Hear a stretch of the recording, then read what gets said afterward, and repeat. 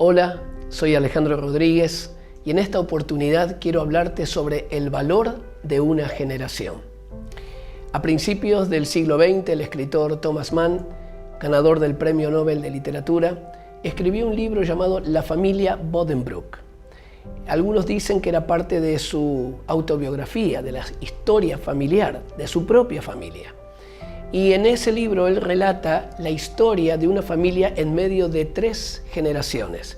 Papá y mamá comienzan un microemprendimiento, una empresa muy pequeña desde la nada, trabajan muy duro, levantan ese pequeño negocio, sus hijos les acompañan.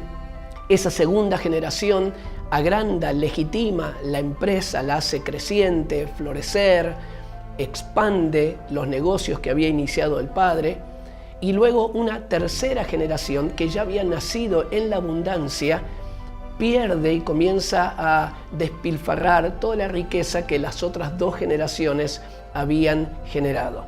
Algunos economistas le llamaron a esto el síndrome Buddenbrook, que una generación comienza algo desde cero, pionera, visionaria, con todo el esfuerzo. La segunda generación la aumenta, la desarrolla, pero la tercera generación la pierde. Por eso algunos dicen una generación amasa una fortuna, la segunda la disfruta y la tercera la malgasta. Proviene de esta historia de la familia Buddenbrook. Diferentes generaciones respondiendo en forma diferente.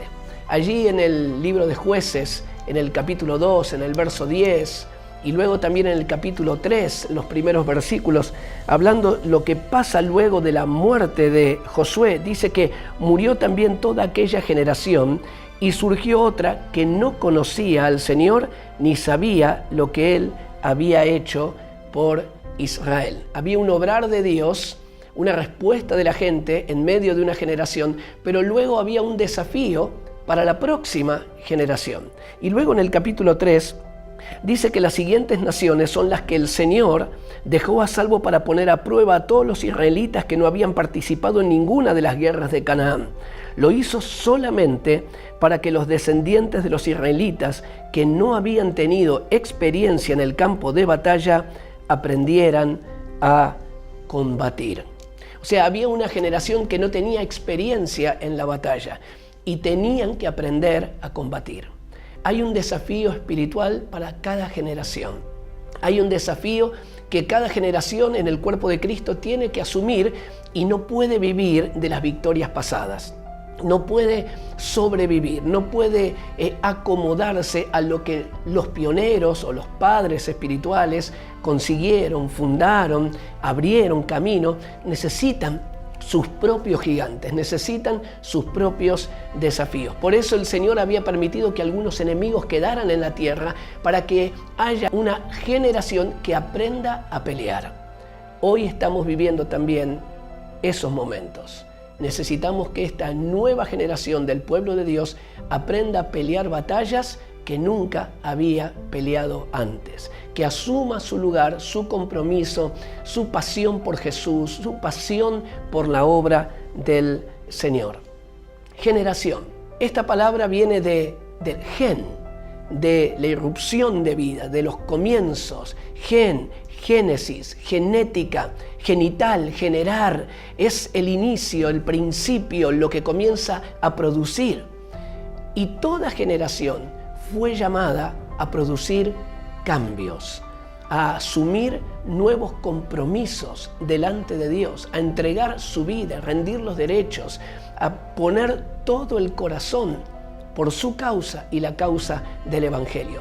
Dice que David murió después de haber servido a su generación.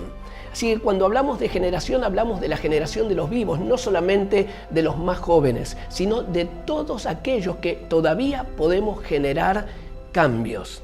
¿Sabe por qué, mi hermano? Porque una generación que no genera será una generación que se degenera. No puede sobrevivir, no puede acomodarse. Aquello que no se pone en movimiento será aquello que se pierde.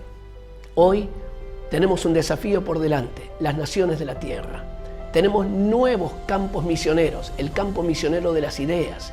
el campo misionero de la publicidad, de áreas de gobierno, de la economía, de la ciencia, de la tecnología, la salud, la industria, tantas esferas nuevas, tanta creatividad, tanta innovación como estamos hablando en estas cápsulas. Así que yo quiero animarte, si tenés 18, si tenés 88, que mientras Dios nos esté dando vida, seamos parte de esa generación que genera, de esa generación que inicia, de esa generación que produce cambios y que podamos comprender que estas nuevas batallas que tenemos por delante son una oportunidad que Dios nos da para generar una mayor musculatura espiritual. Por eso, usted y yo somos parte de esa generación que va a producir tremendos cambios espirituales en medio de las naciones. Dios te bendiga. Muchas gracias.